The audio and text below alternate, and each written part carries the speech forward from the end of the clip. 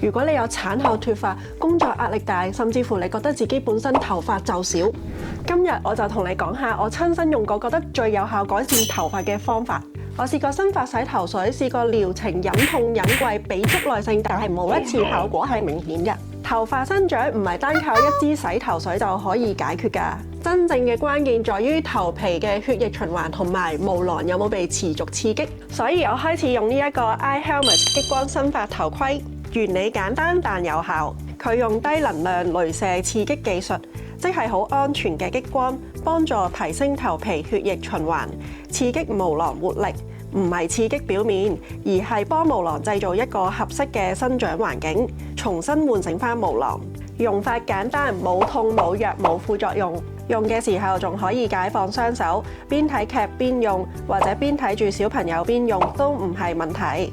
不論你係忙碌嘅媽媽定係勤力嘅 OL， 你都唔使再俾時間限制啦。最重要嘅係技術有晒國際認證，200激光燈頭，仲有無效退款保證，唔到你唔信。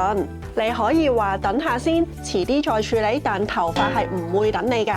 留言發俾個優惠碼你，即減88。